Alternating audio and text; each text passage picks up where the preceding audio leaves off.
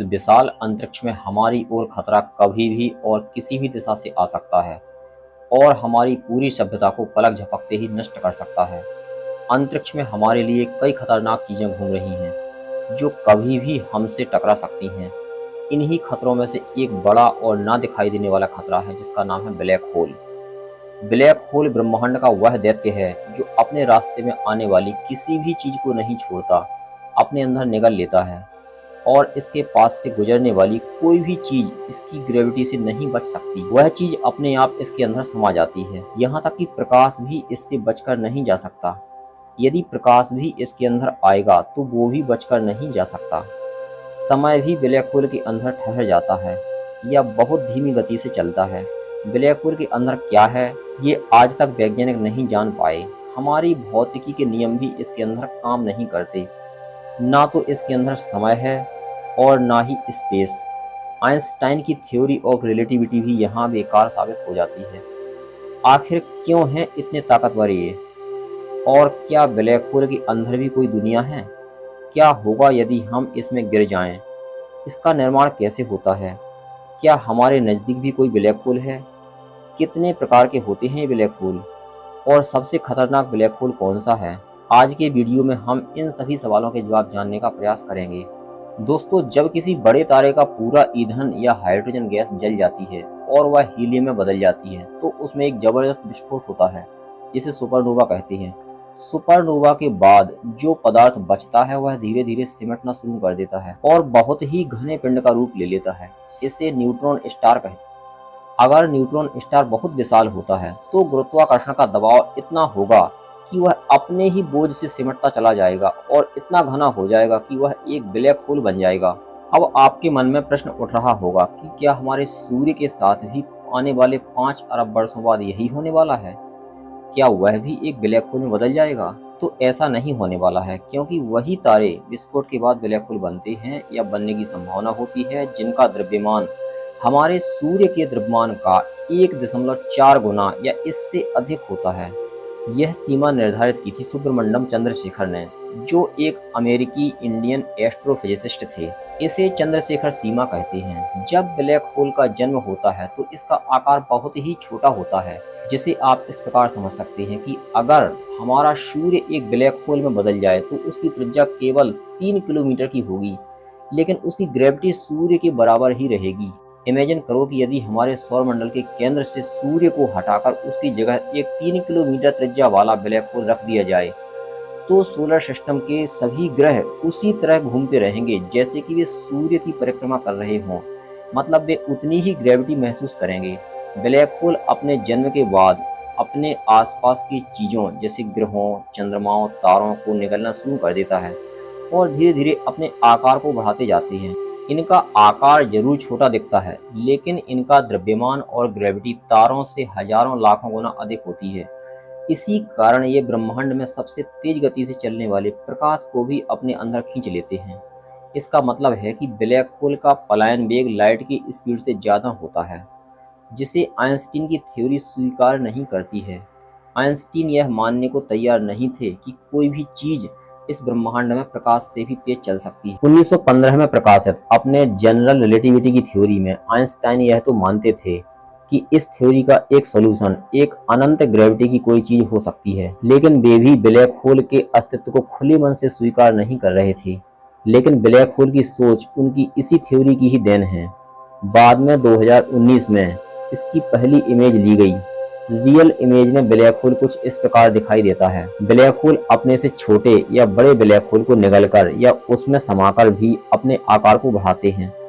वैज्ञानिकों के अनुसार ब्लैक होल 4 प्रकार के होते हैं: stellar black hole, intermediate black hole, supermassive black hole, primordial black hole. तारे की विस्फोट के बाद बनने वाले ब्लैक होल को स्टेलर ब्लैक होल कहते हैं। जो ब्लैक होल दूसरे तारों, ग्रहों, चंद्रमाओं या दूसरे छोटे ब्लैक होल को निगलकर अपना आकार बढ़ाते हैं, उन्हें इंटरमीडिएट ब्लैक होल कहते हैं।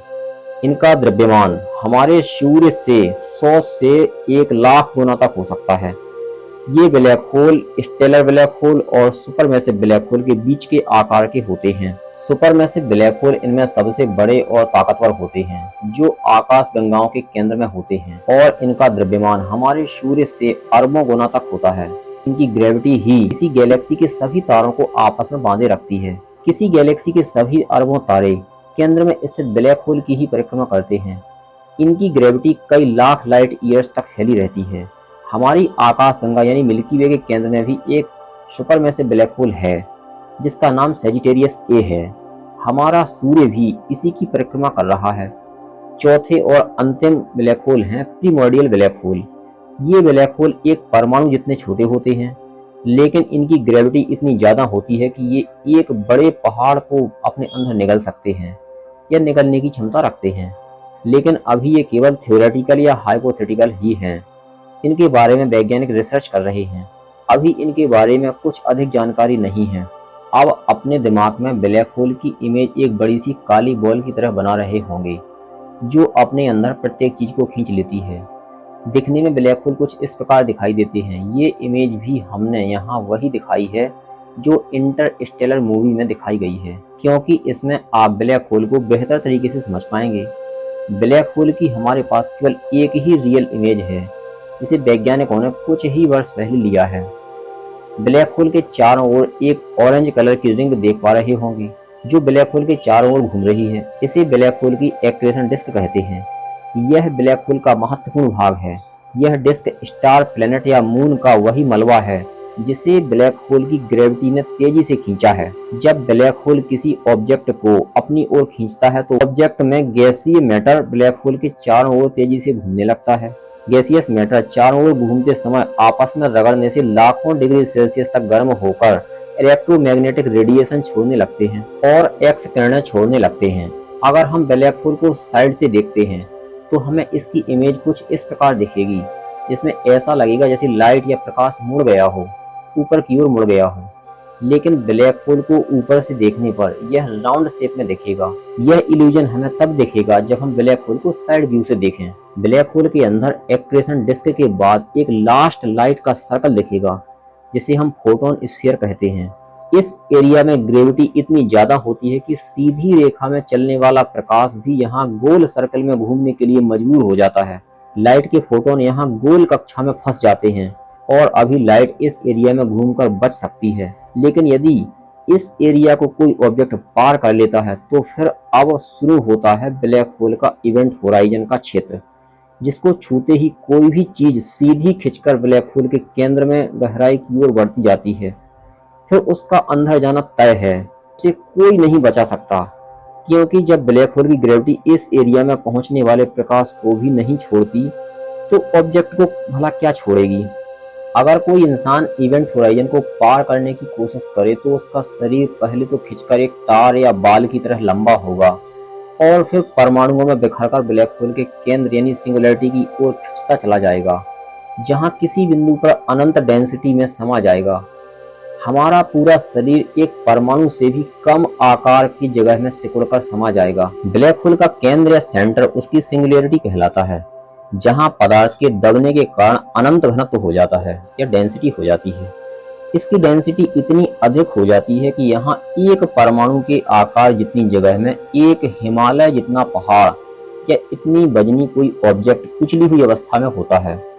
इस कारण इसकी ग्रेविटी भी अत्यंत शक्तिशाली होती है। सिंगुलैरिटी की लंबाई, चौड़ाई और ऊंचाई शून्य होती है। आइंस्टीन ने बताया था कि जिस ऑब्जेक्ट की ग्रेविटी जितनी ज्यादा होती है वह स्पेस टाइम को उतना अधिक मोड़ सकता है। लेकिन यहाँ ब्लैक होल की ग्रेविटी तो अनंत है। इसका मतलब यह हुआ कि सिंगुलैरिटी के बीच में स्पेस टाइम भी अनंत गहराई वाला होल बनाता है।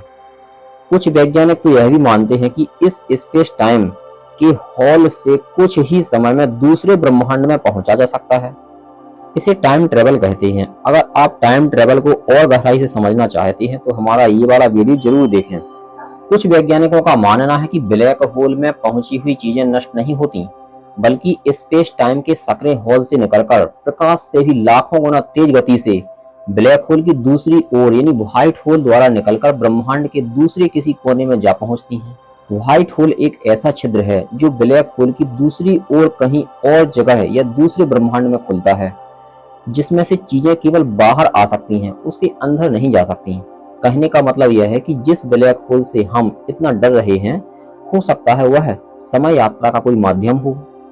ब्लैक होल में समय बहुत धीरे चलता है, इतना धीरे कि इमेजिन करो कि अगर आप ब्लैक होल के पास किसी प्लेनेट पर पहुंच जाएं, जो प्लेनेट ब्लैक होल के चारों ओर घूम रहा हो, तो वहां उस ग्रह पर बिताए हुए कुछ घंटे, तब तक तो पृथ्वी पर सैकड़ों वर्ष बीत जाएंगे। इसे इंटरस्टेलर मूवी में बड़ी कुशलता से दिखाया गया है।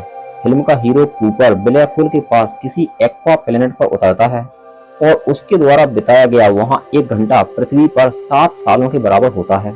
इतिहास में कुछ ऐसी घटनाएं घटी हैं कि जहां कोई व्यक्ति अचानक गायब हो गया और उसका आज तक कहीं अता पता नहीं चला।